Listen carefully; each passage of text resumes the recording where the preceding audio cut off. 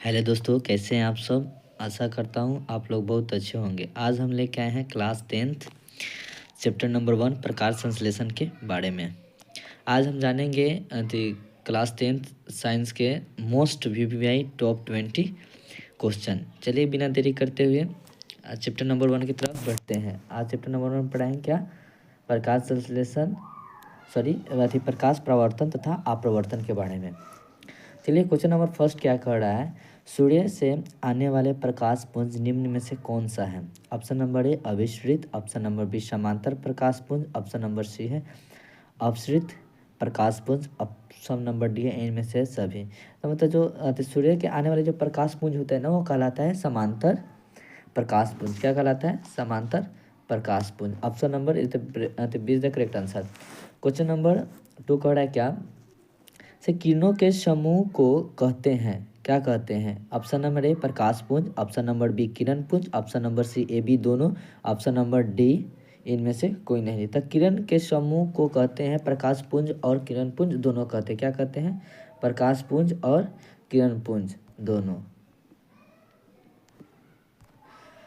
Question number 3 को पढ़ते हैं, किसी समतल दर्पण द्वारा आवर्धन होता है, क्या होता है उसका आवर्धन क्या होता है। +1 होता है, -1 होता है, 0 होता है, इनमें से कोई नहीं था। तो कोई भी समांतर समतल दर्पण होता है ना, तो उसका आवर्धक जो होता है ना +1 होता है। क्या होता है, +1 होता है।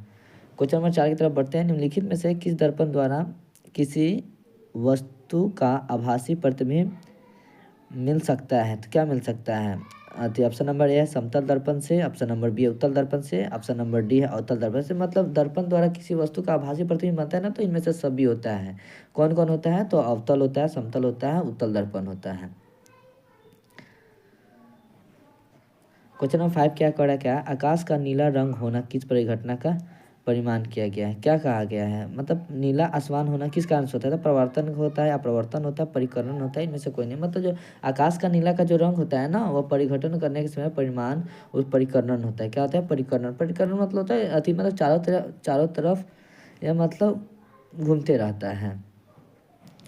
क्वेश्चन नंबर 6 की तरफ बढ़ते हैं, विरल माध्यम से साधन माध्यम से जाती हुई किरण मुड़-जाती है, क्या कहलाता है।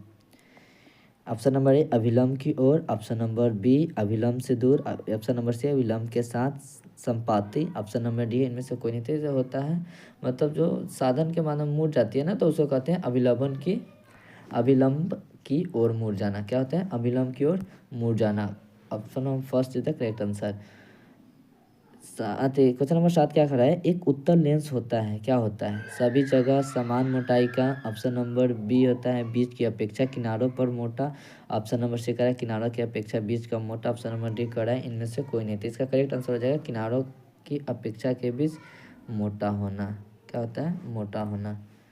क्वेश्चन नंबर 8 का रहा है, अवतल लेंस के आवर्धन बराबर होता है। देखिए मोस्ट वीवीआई क्वेश्चन है। देखिए प्रीवियस ईयर क्वेश्चन में कितने बार पूछा गया है, 13 में पूछा है, 20 में पूछा है, 21 में पूछा है, 20 में पूछा है, 23 में पूछा है। इसमें मतलब जो ये दिया गया है ना सेकेंड 20, तो ये सब फर्स्ट सिटिंग सेकेंड सिटिंग ये सब क्वेश्चन नहीं, तो बहुत वीवीआई क्वेश्चन है। ये सब है ना क्वेश्चन, मोस्ट वीवीआई क्वेश्चन है, वीवीआई क्वेश्चन है। कितने नंबर है, तो 8 नंबर क्वेश्चन है। क्या करें 8 नंबर क्वेश्चन, अवतल लेंस का आवर्धक बराबर कितना होता है, तो होता है भी बटा यू होता है। कितना होता है, भी बटा यू होता है। इसका ऑप्शन नंबर हो जाएगा डी हो जाएगा। क्वेश्चन 9 की तरफ बढ़ते हैं, गोलीय दर्पण में फोकांशांतर एवं वक्रता त्रिज्या के बीच संबंध है। कितना संबंध है, तो ऑप्शन नंबर है आर बराबर 2f, बी बराबर f=r, सी बराबर f बराबर 2/r, डी का है r=a/2। तो इसका जो करेक्ट आंसर हो जाएगा आर बराबर 2f। क्या होता है, आर बराबर 2f होता है। क्वेश्चन नंबर 9 की तरफ बढ़ते हैं हम, क्या कर रहे हैं, क्या से कि निर्गत किरण एवं अभिलंब के बीच कोणों को क्या कहते हैं। तो क्या कहते हैं, आपतन कोण कहते हैं, प्रवर्तन कोण कहते हैं, निर्गत कोण कहते हैं, या इनमें से कोई ना कहते हैं। इसको क्या कहते हैं, निर्गत कोण कहते हैं। क्या करते हैं, निर्गत कोण कहते हैं। इसको कहते हैं हम निर्गत कोण। क्वेश्चन नंबर 11 की तरफ बढ़ते हैं, क्या कर रहा है, देखिए 10 नंबर जो क्वेश्चन है ना, तो वो कह रहा कहती है निर्गत किरण के अभिलंब के बीच होता है तो होता है निर्गत कोण होता है। क्या होता है? निर्गत कोण होता है। ऑप्शन नंबर सी हो जाएगा। क्वेश्चन नंबर 11 कह रहा कहती 1 मीटर फोकस दूरी वाले उत्तल लेंस की क्षमता होगी, क्या होगी? -1D होता है। मत question option number B 1D, option number C है 1.5D, ऑप्शन नंबर डी होता है 2D। तो इसका आंसर हो जाएगा 1D होता है। क्या होता है? 1D होता है। क्वेश्चन नंबर 12 कह रहा है क्या से कि किसी अवतल दर्पण द्वारा काल्पनिक सीधा तथा अवार्धित प्रतिबिंब बनता है और जब वस्तु स्थित होती है तो क्या होता है? तो दर्पण तथा फोकस के बीच होता है, या फोकस तथा वक्रता केंद्र के बीच होता है, या वक्रता केंद्र पर ही होता है, या वक्रता केंद्र से परे ही रहता है। तो इसका हो जाएगा ऑप्शन नंबर ये हो जाएगा। क्या हो जाएगा? दर्पण तथा उसके फोकस के बीच पर रहता है।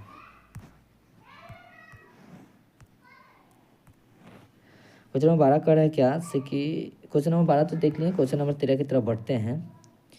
किसी दर्पण के प्रतिबिंब सीधा एवं छोटी होती है तो क्या होता है? उत्तल दर्पण की, अवतल दर्पण की, या समतल दर्पण की, इनमें से कोई नहीं। तो ये हो जाएगा उत्तल दर्पण की। क्या होता है? उत्तल दर्पण की।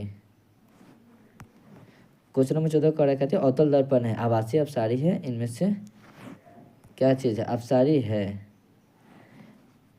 अवतल दर्पण क्या है? अभिसारी है, अपसारी है, अभिसारी दोनों है तथा अपसारी दोनों अभिसारी और अपसारी दोनों है। तो इनमें से आप कमेंट बॉक्स में ज़रूर कीजिएगा, और क्वेश्चन नंबर 14 को कमेंट बॉक्स में ज़रूर कीजिएगा। और क्लास अच्छा लगा हो तो एक प्यारा सा लाइक कीजिएगा और क्लास शेयर कीजिएगा। आज हम हो शाम के समय में हो सके तो आज हम वीडियो अपलोड करेंगे, जैसे कि 10 दिन या 15 दिन में पढ़कर कैसे मतलब 400 मार्क्स, कैसे 400 प्लस मार्क्स लाया जाए। चलिए इसी के साथ मैं विदा लेता हूँ, फिर मिलते हैं अगले वीडियो में। Thank you.